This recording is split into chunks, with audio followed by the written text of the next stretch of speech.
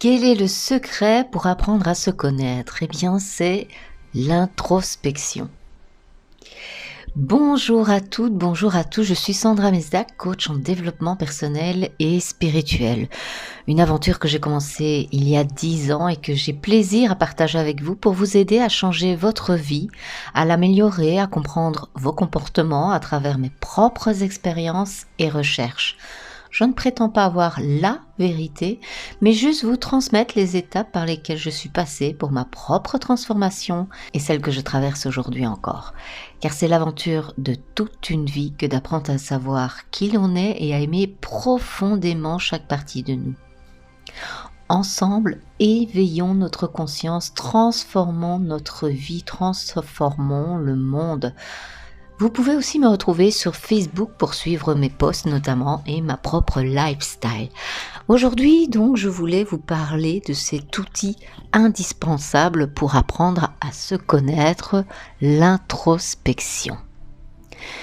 Qu'est-ce que ça signifie finalement mieux se connaître? Tout le monde connaît la célèbre maxime de Socrate, connais-toi toi-même. Mais avons-nous déjà réfléchi à ce que cela veut dire d'une manière consciente et volontaire? J'ai l'impression que parfois, les seuls moments où les personnes prennent le temps de se retourner vers eux, c'est lors de consultations psychologiques ou d'événements difficiles dans leur vie, mais pas forcément avant ces moments-là. Après, soyons honnêtes, j'ai commencé un vrai travail d'introspection que lorsque j'ai eu mon burn-out, et depuis, je n'ai jamais arrêté. Chacun a probablement sa propre définition de la connaissance de soi. Dans la majorité des cas, on va toujours retrouver quelques notions. La première, c'est de se voir et s'observer de manière objective. Cela nous demande de sortir de notre corps et de nous évaluer comme si on le ferait pour une autre personne, qui qu'elle soit. C'est d'ailleurs la première étape pour mieux se connaître. Ensuite, c'est d'identifier ce qui est bon en soi, mais aussi ce qui l'est moins. C'est trouver son unicité, et vous devriez alors déterminer ce qui vous distingue des plus de 7 milliards d'autres individus sur Terre. Et c'est prendre sa juste place dans le monde. Ce sera pour vous le chemin vers la liberté, vers l'autonomie affective.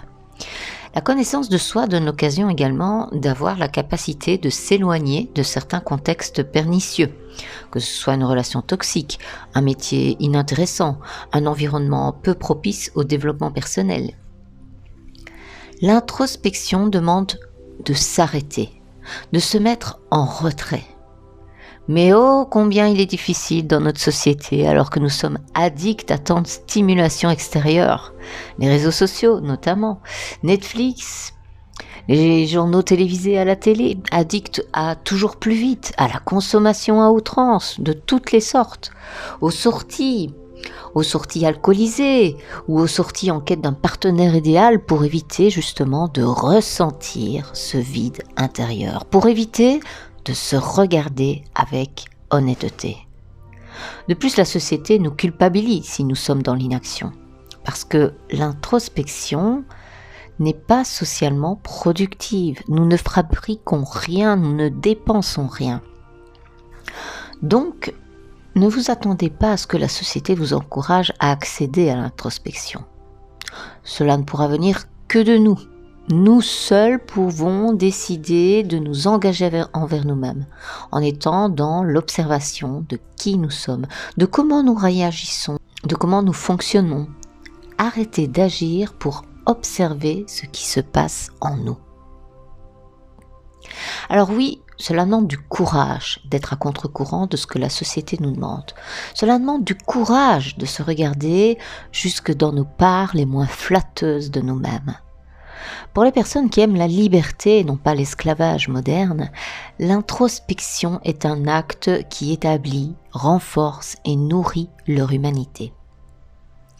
Ainsi, la connaissance de soi comporte évidemment de nombreux avantages, comme notamment l'épanouissement personnel. Lorsque nous savons ce qui nous motive, mais ça donne un sens à notre vie. D'ailleurs, c'est ce qui a réveillé beaucoup de personnes, notamment pendant la crise sanitaire, où elles se sont demandé « mais quel est le sens de ma vie ?» Quand on est resté enfermé pendant quelques mois, à ne plus aller travailler, à être coupé de ce rythme métro-boulot-dodo, eh bien beaucoup se sont demandé quel est le sens de ma vie. Ensuite, un autre avantage, c'est la maîtrise de soi. Quand nous savons clairement l'origine de nos émotions, nous anticipons mieux nos réactions.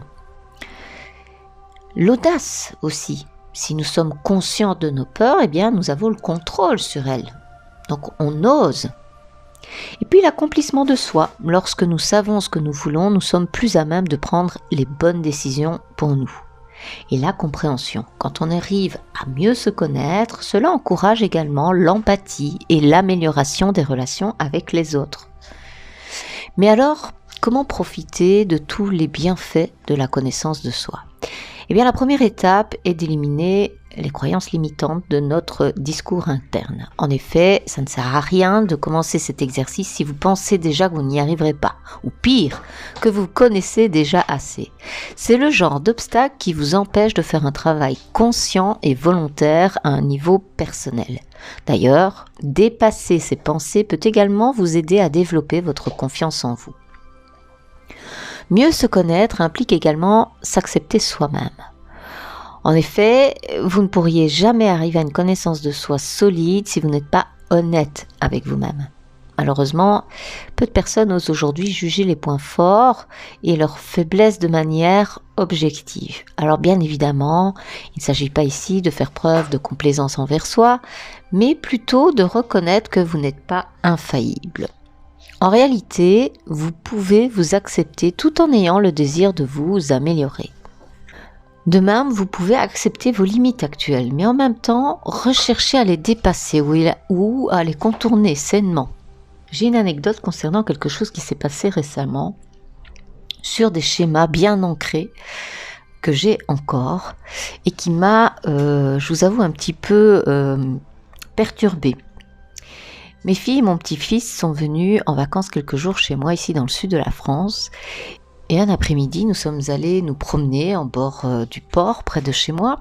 Et mon petit-fils s'approchait très près du bord de l'eau, ce qui évidemment nous fait toujours un petit peu peur, nous les parents et grands-parents. Et à un moment, pour qu'il comprenne, puisque ça faisait je pense 3 fois que sa maman lui disait de ne pas se promener près du bord, eh bien, j'ai voulu, entre guillemets, lui donner une leçon pour qu'il comprenne, et j'ai voulu le prendre dans mes bras et l'approcher de l'eau pour lui faire peur. C'est ce qu'on appelle l'éducation par la peur. Et ma fille m'en a fait prendre conscience tout de suite. Elle m'a dit, ça, c'est de l'éducation par la peur. Et en fait, c'est tellement ancré en moi, parce que moi-même, j'ai eu cette éducation. Un regard de mon beau-père me faisait tressaillir. Une parole me faisait culpabiliser et je ne bougeais plus, j'étais tétanisée. Et donc, c'est l'éducation par la peur. Et malgré toute mon évolution, toute cette approche nouvelle de l'éducation positive, eh bien, spontanément, instinctivement, j'ai envie de dire, je suis retombée dans ce schéma d'éducation par la peur. Et je peux vous dire que j'ai tout de suite culpabilisé. Et puis quelques jours après, en y réfléchissant, je me suis dit, ok, pas besoin de se flageller, ça fait partie de moi, puisque c'est une éducation que j'ai eue pendant 18 ans et qui était bien ancrée. Donc ça fait partie de moi, c'est ok, je l'accepte, que je pourrais encore avoir ce genre de réaction. L'important maintenant, c'est de l'avoir mis en lumière et de m'améliorer, de faire attention la prochaine fois. Et c'est, avec cet exemple, c'est ça que je veux vous dire, c'est vraiment de regarder ces faiblesses ou ces failles qu'on peut avoir en nous, de les accepter et de faire en sorte de s'améliorer. Non pas en se flagellant et en culpabilisant, mais juste en les mettant en lumière. Souvent, on préfère effectivement être dans le déni.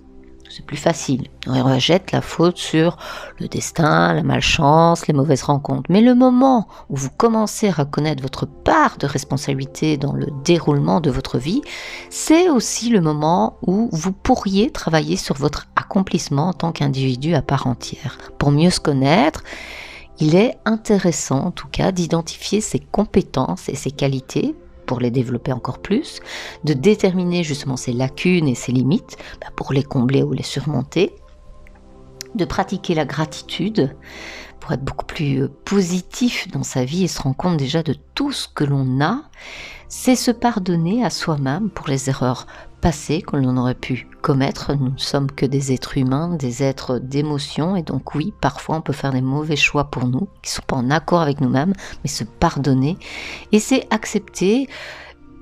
On dit l'échec, mais j'aime pas trop ce mot-là, mais en tout cas, les événements qui n'ont pas eu le résultat que l'on aurait souhaité, c'est de les accepter et d'en faire plutôt une opportunité d'apprentissage. Ensuite, on va parler de la conscience de soi. Cette notion se réfère à votre capacité de prendre conscience des différents éléments qui constituent votre personnalité. Donc, on en revient aux traits de caractère, à vos comportements, vos réactions, vos sentiments. Dans ce processus, le soi devient le centre d'attention. Alors, ceci est impératif pour mieux se connaître, dans la mesure où la conscience de soi vous demande d'aller chercher au fond de vous, ce qui vous permettra aussi de découvrir votre vraie identité. Vous pourriez répondre à la question « Pourquoi ? Pourquoi réagissez-vous d'une certaine manière ?» ou dans une situation définie, mais aussi « Comment ? Comment se crée la relation entre pensée, émotion et action ?» Et c'est d'ailleurs la clé de l'intelligence émotionnelle. Alors comment y arriver ? Eh bien, reconnaissez les déclencheurs émotionnels, c'est indispensable pour se connaître. À quel moment vous ressentez une émotion forte et vous êtes en réaction. Soyez à l'écoute des émotions des autres, cela vous donnera aussi l'occasion d'observer leurs réactions, mais aussi de déterminer que peut-être vous réagissez d'une certaine façon à cause de la même raison. C'est de fixer vos limites.